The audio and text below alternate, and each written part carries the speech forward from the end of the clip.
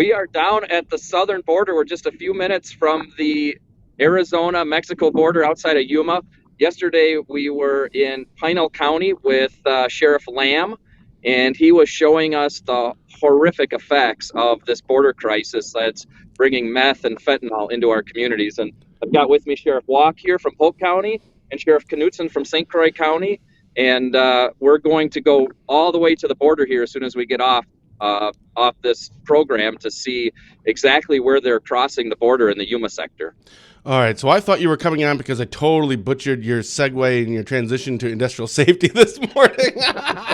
Yep, so first of all, hello to all of you, and Sheriff Waak, I think you're going to be on our show filling in for Fitzy in a couple of weeks. So you're down there. I thought I saw something on your page yesterday, and I think even this morning, Adam, talking about fentanyl. If you could just real quick, what have you learned about fentanyl? We've talked about that on the show, about drugs coming across the border. Usually it's meth, but lately we're talking about fentanyl. What have you learned about fentanyl coming across the border? Yeah, there's a couple of things that Sheriff Lamb pointed out yesterday, and I'm going to let the sheriff speak about it a little bit in more detail because they're dealing with this on the front lines. Mm-hmm. But what he mentioned yesterday really stuck with me is that when they come across the border with this illegal fentanyl, they're not staying in Arizona because the price of it there that they can get is very low. And when they bring it up to places like Wisconsin, they get far more money from it. So they're flooding our communities with this fentanyl that's coming across the border here. Ugh. All right. What do you guys want to weigh in on that? Anything that you heard from Sheriff Lamb yesterday?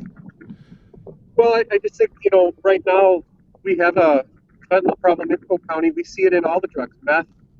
Chris, you as well with your county, we've had, we always say overdose, and I think it was important Sheriff Lamb pointed out that it is really a poisoning. They're poisoning our people with this drug. So it's eye-opening to see the impact here down the border, how it is affecting our communities back in Wisconsin. Well, I look forward to having you on, Sheriff Waak, you and I believe Kirk Anderson, St. Croix Falls mayor and firefighter. You guys will both be on in a couple of weeks. I absolutely look forward to having you on to learn more about this. And Adam, I'm terribly sorry. You had said Sheriff Knudson. Sheriff Knudson, I've never actually met you or spoken with you before. What is your biggest takeaway from this trip so far?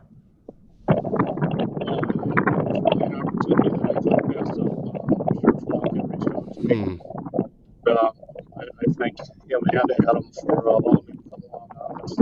But my biggest takeaway is just, the analogy that one of the things Sheriff Lamb says was, we continue to mop up the bathroom floor, but nobody wants to shut the faucet off in the tub. And it just keeps coming. And we have to work on trying to stop it at the source. We talked about that I-35 corridor that comes up into the Twin Cities, and fentanyl and the meth that gets pushed out into our communities. And each one of those has a toxic face. And, we are just doing that battle, and we really need to stop this down here. Yeah, I think you guys make a great point, and we talked about that. We have a community forum next week here in Barron County. We're talking about, instead of saving all the kids that are drowning in the river, go upstream and find out why they're drowning in the river. And I think you guys make a good point to that, because we've got to stop it. I know, Adam, you're a big proponent. I know I've talked to Sheriff Knudson and Sheriff Waak a lot on this, and we've worked with our legislatures. It's got to stop at the border, and we appreciate you guys going down there and trying to look for different ways to stop it and understand why it's coming up here, and the price of it really makes sense. So I appreciate you guys. Stay safe down there. And build a wall while you guys are down there. Yeah, build a wall, would you, real quick? It's funny that you say that. One of the things that we asked Sheriff Lamb about was whether he's seen it get worse in the last couple of years. And he has. He said that the Trump policies were working, and what's happening now is an explosion of this illegal immigration. And, he really doesn't even call it illegal immigration, because what he talks about it is human trafficking and drug trafficking. And that's what's happening. And it's a self-inflicted wound that we could put an end to if we would have smart border policies. One last thing that he said, and I'm just going to be a little bit partisan here. He says that he has had an open invitation to legislators, members of Congress, elected officials, and thus far only Republicans have taken him up on that. No Democrat has come down to see this issue firsthand, and I think that's a real problem when we have one party that is not interested in understanding the issue and solving the issue. So you had mentioned, obviously, that's maybe a little bit partisan-esque, right? And I don't know Sheriff Lamb. I don't know if he leans right or left. I don't know that. But from your understanding, from your knowledge, and you obviously can't speak for Sheriff Lamb, but I'm kind of asking you to, is it because he's only inviting one side, or is it like, no, I don't care, just please somebody come down here. Anyone is willing, or if you're willing to, we'll host it, we'll show you around, just let us know. Did he give you a reason as to why only one side?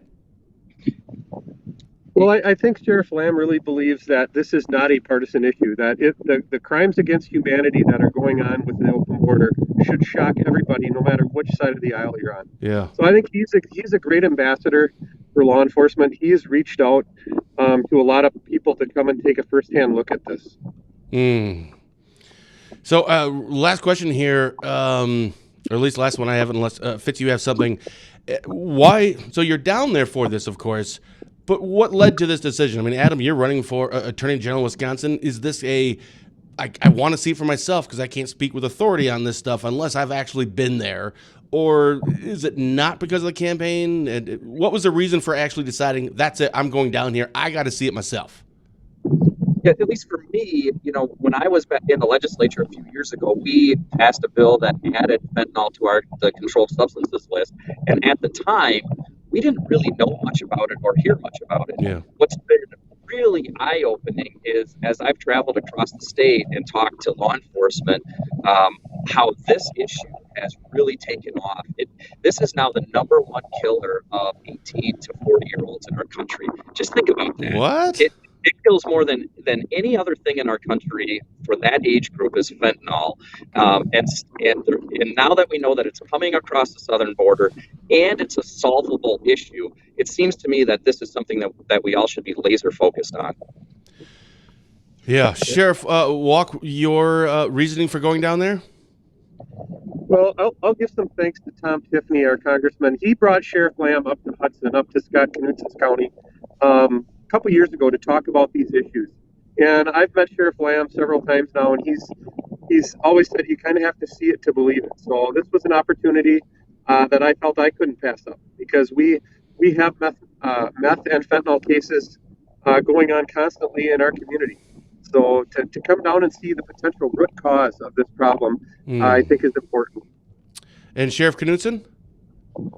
Similar to Sheriff Waak, when Sheriff Lamb came up and he did talk about, the open invite and come down and see it, and to actually see how it's brought across and how it's impacting. We were just talking about, some of the cases we've had. We've had several deaths in our county that are fentanyl related. I mean, it is impacting our residents, our family members, and it's really disheartening to know that, yes, it has become such a partisan issue when it should be an American issue. It should be our safety, our neighbors, and that has to be our focus.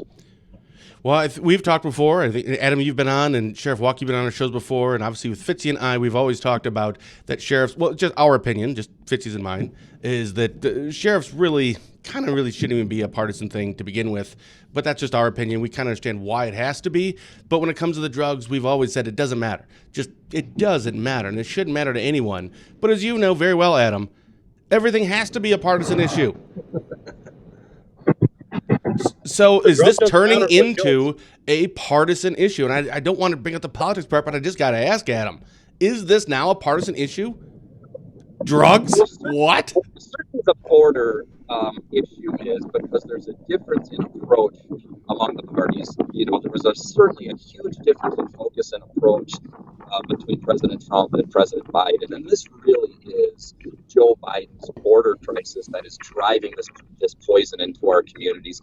And that's what we really have to focus on, is the poison that is killing our kids, and how do we stop that? All right. And when Tom came up to Barron County, we talked a lot about that. And when Ron Johnson came to Barron County, we've talked a lot about that.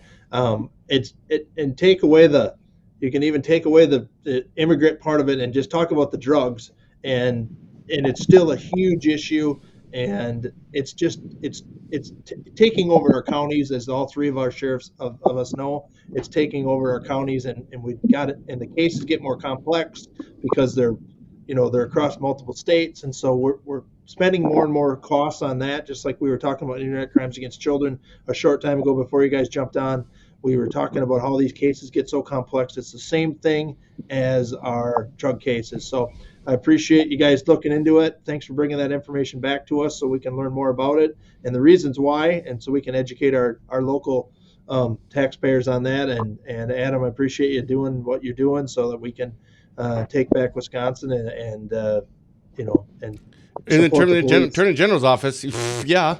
Yeah, Awesome. Is there anything else that you guys, anyone wants to say before we let you guys go? Thank you again. Echo what Fitzy is saying. Thank you so much for taking the time to do this.